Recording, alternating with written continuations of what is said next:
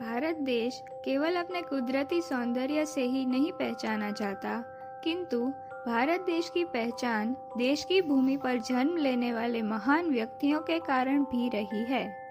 महान लोगों की सूची में स्वामी विवेकानंद का नाम बड़े ही आदर के साथ लिया जाता है। भारतीय संस्कृति को विश्व में विख्यात करने वाले स्वामी विवेकानंद का मूल नाम नरेंद्रनाथ दत्त था। 12 जनवरी 1863 के दिन कलकत्ता में उनका जन्म हुआ था। पिता का नाम विश्वनाथ दत्त और माता का नाम भुवनेश्वरी देवी था। बचपन से ही विवेकानंद आध्यात्मिक वातावरण से प्रभावित रहे हैं। अपने माता पिता की 7 संतानों में वे सबसे बड़े थे। भारतीय संस्कारों को ऊंचाई पर ले जाने वाले स्वामी विवेकानंद का जीवन और उनकी विचारधारा बहुत ही प्रभावशाली रहे हैं।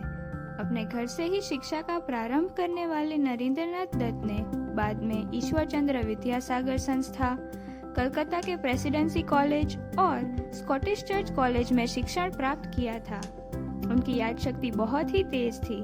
किसी बात को एक ही बार पढ़ लेने पर भी वे उसे भूलते नहीं थे।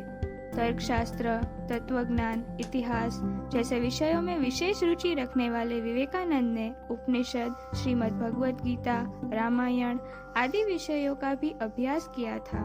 अपनी कम उम्र में ही विवेकानंद ने बहुत ही पठन किया था। विवेकानंद के व्यक्तित्व को प्रभावित करने वालों में Arthur Schopenhauer, Herbert Spencer, Charles Darwin आदि का नाम लिया जा सकता है। विवेकानंद को खेल, संगीत आदि क्षेत्रों में भी बहुत ही रुचि थी। बीए करने वाले विवेकानंद अत्यंत मेधावी थे। अपनी शिक्षा के दरमियान ही वे रामकृष्ण परमहंस के संपर्क में आए थे। 1881 में रामकृष्ण से उनकी प्रथम मुलाकात हुई थी। शुरुआत में विवेकानंद रामकृष्ण के थॉट्स और विजन से सहमत नहीं रहते थे, किंतु धीरे धीरे वो उनकी पर्सनालिटी से प्रभावित होने लगे थे। रामकृष्ण के संपर्क से विवेकानंद को विशेष अनुभव होने लगे थे। उन्होंने रामकृष्ण को अपना गुरु बनाया था।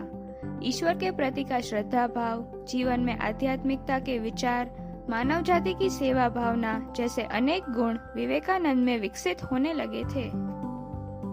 विवेकानंद की गुरु भक्ति बहुत ही थी। रामकृष्ण के अंतिम दिनों तक अन्य शिष्यों के साथ उन्होंने सेवा की थी। रामकृष्ण ने ही उन्हें संन्यास का मार्ग दिखाया था। अपने विचारों के मुख्य प्रचारक और नेता के रूप में रामकृष्ण ने विवेकानंद को पसंद किया था।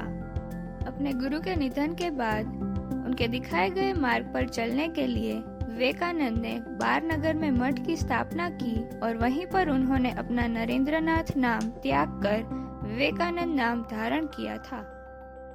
भारतीय संस्कृति के विचारों के प्रचार के लिए विवेकानंद ने पूरे भारत देश में परिभ्रमण किया। के विविध धर्म संस्थानों, धार्मिक नेताओं, राजाओं, सामान्य लोगों आदि का संपर्क किया। इन लोगों के साथ धर्म ग्रंथों, व्याकरण ग्रंथों, आध्यात्मिक विचारों की चर्चा की। इस परिभ्रमण में गुजरात के लींबड़ी के राजा ठाकुर जशवंत सिंह के द्वारा विवेकानंद को पश्चिम के देशों में होने वाले धर्म सम्मेलनों की जानकारी प्राप्त हुई।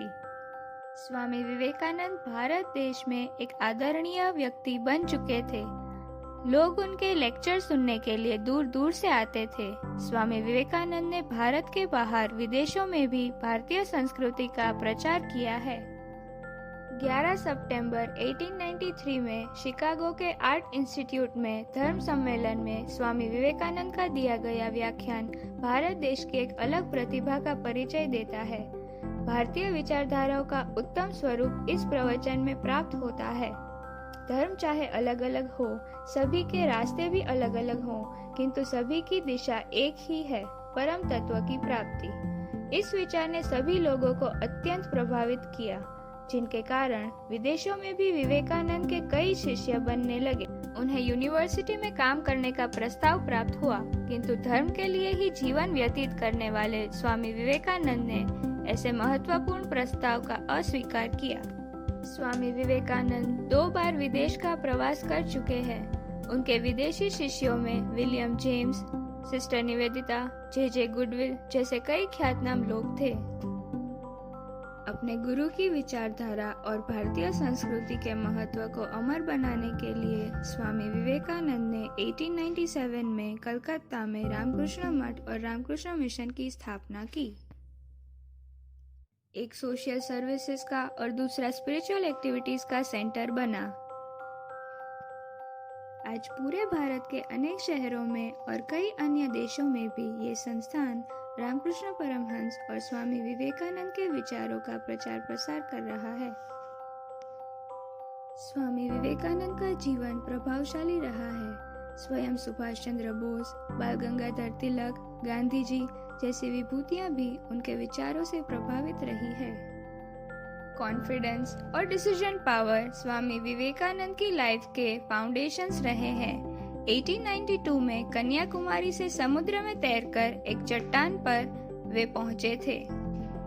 जो चट्टान चारों ओर से समुद्र से घिरी हुई थी, जहां उन्होंने साधना की थी, आज उसे विवेकानंद रॉक मेमोरियल के नाम से जाना जाता है। स्वामी विवेकानंद ने युवाओं के लिए मूल्यवान विचार दिए हैं।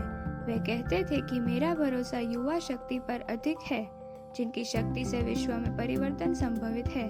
भारत सरकार ने 12 जनवरी स्वामी विवेकानंद के जन्म दिवस को नेशनल यूथ डे के रूप में घोषित किया है। युवाओं को वे हमेशा कहते थे, कोई भी कार्य विचारों से प्रकट होते हैं, विचारों को सदैव श्रेष्ठ रखना चाहिए। एकाग्रता सभी ज्ञान का सारांश है। आप स्वयं ही अपने भाग्य विधाता हो। स्वामी विवेकानंद का ये विचार arise, awake and stop not till the goal is reached युवाओं में अति लोकप्रिय रहा है। सिर्फ भारत देश में ही नहीं, पर पूरी दुनिया में भी जिन्होंने भारतीय संस्कृति के विचारों, जीवन शैली आदि का प्रचार किया है, ऐसे स्वामी विवेकानंद को महामानव कहना उचित होगा।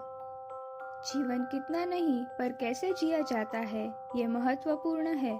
इस विचार को स्वामी विवेकानंद की जीवन यात्रा ने सार्थक कर दिखाया है।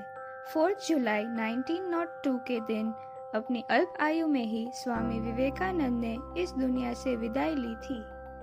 स्वामी विवेकानंद की लाइफ जर्नी में से कुछ बातें मैंने आपको इस वीडियो में बताने का प्रयास किया है। अगर ये वीडियो आपको पसंद आया तो इसे लाइक करें, अपने रिव्यूज कमेंट करें और अपने फ्रेंड्स एंड रिलेटिव्स के साथ इसे शेयर करें। ऐसे और वीडियोस देखने के लिए इस चैनल को सब्सक्राइब करें and also don't forget to press the bell icon. Thank you.